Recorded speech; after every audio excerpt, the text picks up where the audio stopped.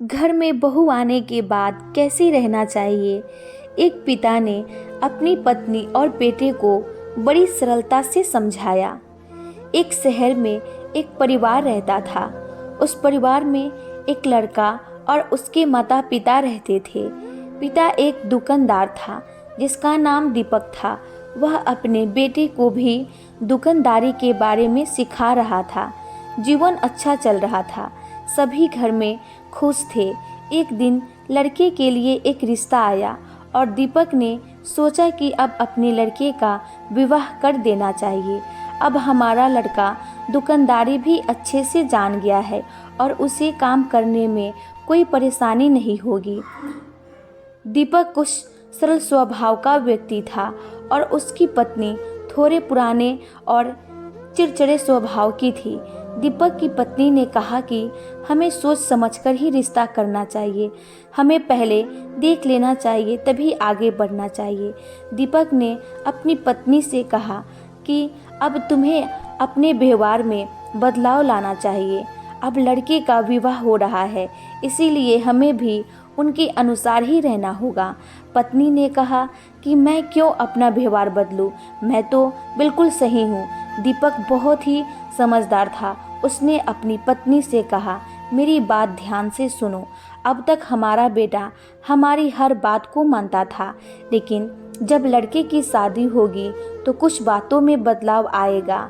जब हमारे लड़के की शादी होगी तो वह इस दुविधा में फंस सकता था कि हमारी बात माने या अपनी पत्नी की बात माने। मगर वह हमारी बात मानता है तो पत्नी को बुरा लगता है, और अगर वह पत्नी की बात मानेगा तो तुम्हें बुरा लग सकता है। यह समस्या हमेशा बनी रहेगी। इसीलिए मैं तुम्हें समझा रहा हूँ कि अब तुम्हें अपना चिड़चिड़ा और जिद्दी स्वभाव छोड़ना होगा। अगर तुम अपने बेटे की खुशी चाहती हो तो बेटे की शादी के बाद अगर किसी कारणवश तुम्हारी कोई बात नहीं मानी जाए तो तुम्हें गुस्सा नहीं होना, तुम्हें बस उस बात को नज़रअंदाज करना होगा, क्योंकि अगर हम ऐसा करते हैं तो हमारा बेटा परेशान हो सकता है और उसके वैवाहिक जीवन में दिक्कत आ सकती है। कुछ दिन बाद लड़के की शादी हो गई थी। अगली सुबह जब बहू उठी तो दीपक ने अपनी बहू से कहा कि अब से ये घर तुम्हें ही चलाना होगा, सब कुछ तुम्हें ही करना होगा, यह जिम्मेदारी तुम्हारी है। यह कहकर दीपक और उसका बेटा दुकान की ओर चल दिए। दीपक की पत्नी कुछ नहीं बोली। उस दिन रात खाना बहू ने बनाया और उस खाने में नमक अधिक पड़ गया था। जब दीपक और उसका बेटा दुकान से वापस आकर खाने पे बैठा तो पहला निवाला दीपक ने खाया और उसके नमक तेज लगा, पर वो कुछ नहीं बोला और फिर बेटे ने खाना शुरू किया। बेटे ने जब नमक अधिक देखा तो अपने पिताजी की ओर देखकर कहा कि आप देख रहे हैं पिताजी, कितना तेज नमक है।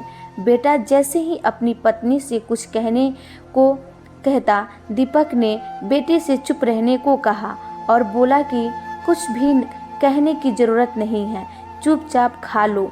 बेटे को कुछ समझ नहीं आ रहा था।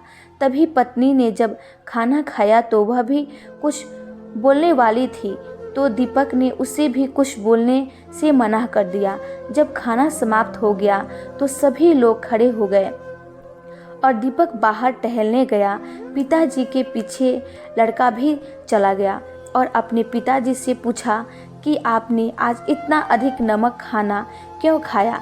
पिताजी ने कहा कि तुम्हें भी यह सोचना चाहिए कि अगर तुम सबके सामने अपनी पत्नी को बुलाकर उसके खाने में कमी निकालते हो तो उसे कितना बुरा लगता है कि जल्दबाजी में ऐसा हो गया हो, और अगर तुम्हें कुछ कहना ही है तो उसे अकेले में समझाओ, इससे उसे बुरा भी नहीं लगेगा।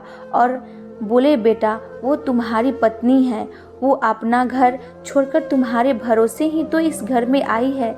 अगर तुम ही उसका साथ नहीं दोगे तो कौन देगा।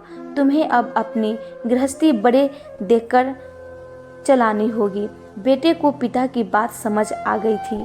आखिर में जब लड़के की पत्नी ने खाया तो उसे भी पता चला कि खाने में नमक तेज है तो उसने सुबह उठकर सबसे कहा कि मुझे माफ़ करना, रात को मैंने खाने में अधिक नमक डाल दिया था।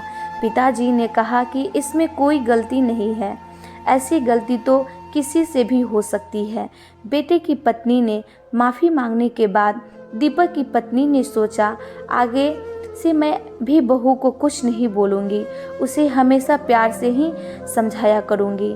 अगर शायद मैं बहू को कुछ कहती तो बात बिगड़ भी सकती थी। इसके बाद दीपक की पत्नी भी अपने चिड़चिड़े स्वभाव में सुधार लाई। तो दोस्तों, उम्मीद करती हूँ कि आज की छोटी सी वीडियो आप लोगों को पसंद आई हो। तो प्लीज़ वीडियो को लाइक, शेयर एंड सब्सक्राइब करना ना भूलें। इस वीडियो पे आपकी क्या राय है हमें कमेंट करके ज़रूर बताइएगा। वीडियो देखने के लिए आपका बहुत बहुत धन्यवाद।